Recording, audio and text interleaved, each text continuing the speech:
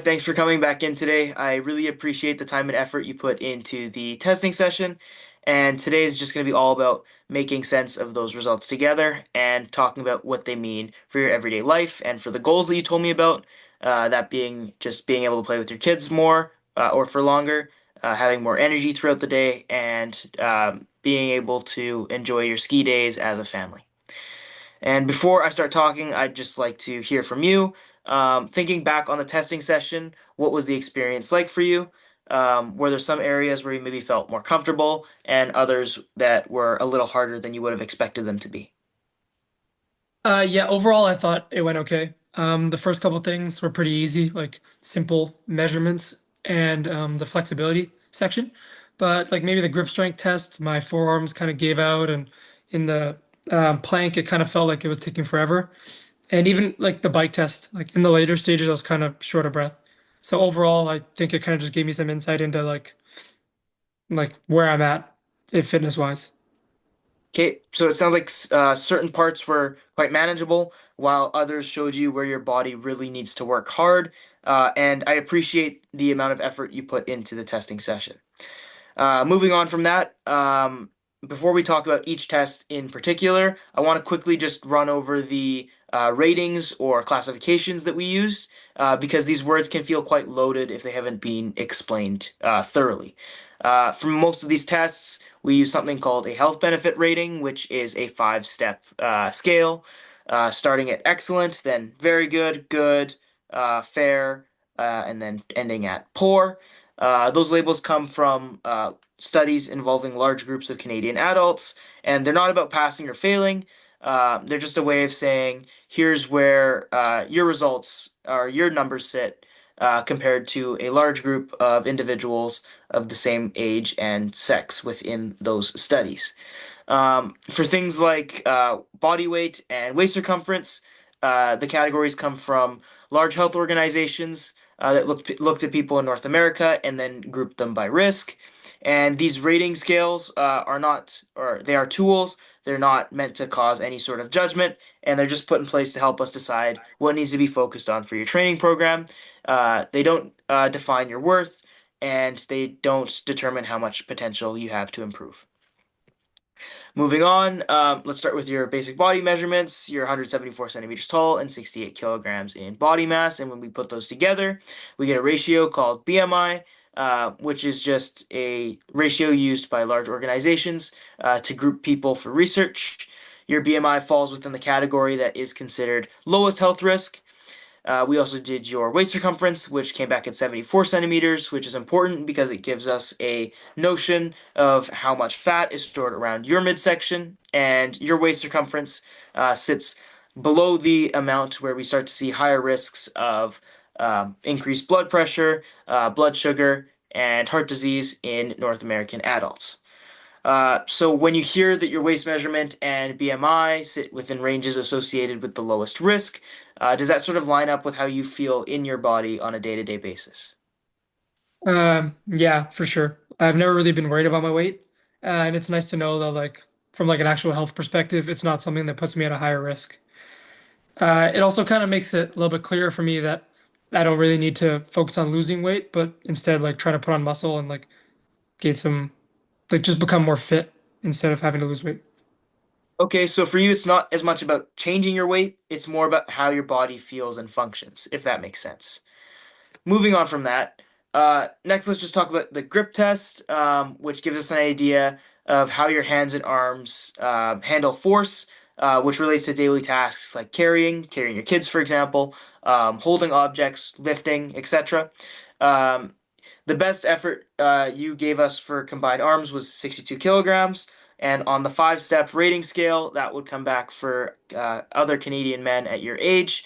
Um, Within the poor category, which basically just tells us in simple terms that people with similar grip forces to you find tasks such as carrying heavy groceries, lifting their kids, or opening tight jars to feel quite tiring and exhaustive. When you think about your own daily life, carrying your kids, doing chores, lifting things, does this sort of summary reflect how you feel? Does this description feel familiar to you at all? Yeah, it does for sure. Well, when I'm carrying my kids, my arms kind of give out pretty quickly and I get tired. So yeah, hearing that fits with my experience. Okay, so the nice thing about this is that it improves fairly quickly with the right kind of training, and we can choose exercises that gradually make carrying and lifting things feel easier. Let's move on to your sit and reach. Your best reach was 26 centimeters on the health and benefit scale for men your age. That sits at the very good category. In everyday terms, people with similar scores generally feel like reaching to the floor, doing things like tying their shoes, or getting into skiing positions, for example, feel more comfortable. If you were to match this to your own experience, reaching for things or getting into skiing positions, um, does this sort of summary reflect your experience? Yeah, it does. I'd say it's pretty accurate. I can usually bend down and like reach stuff pretty easily without much strain or trouble. Okay, so bending and reaching is generally accessible for you, which is good because now, or I guess in this training program, we don't really need to spend much time getting your muscles loose before beginning training. Now, moving on to the vertical jump test, which gives us an idea of how quick your legs can produce force, which relates to things like changing directions quickly, or even recovering from a stumble, or absorbing bumps while you're skiing. Your highest score was 41 centimeters, or your highest jump was 41 centimeters, which works out to a certain power number for your legs. And when that power number is compared to other adults of your age and sex, you would be placed in the category labeled fair.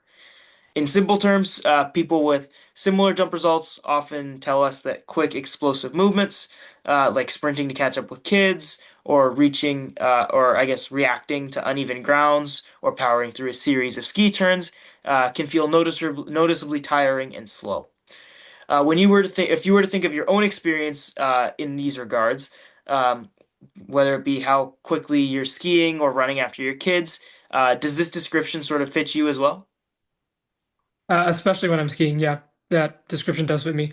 When I hit a bump or need to change directions quickly, like I feel like my body and my mind kind of know what I'm supposed to do, but my legs kind of lag behind and they kind of lack that explosiveness. Okay, so your body has the coordination and the intent. Now we just need to work on building up your legs to have a little bit more explosiveness so that they can back you up when it is time to react to these things. Training that focuses on gradually building up leg power can quickly cause those changes in direction to feel more comfortable and controlled. And it can also sort of add a sense of stability on the slopes and make you feel more comfortable when the ground or when the ground is uneven, for example, when terrain is uneven. Okay, so finally, let's look at your cycling test results. During the test, we estimated your VO2 max. That represents how much air and oxygen can be used or taken in and used during exercise.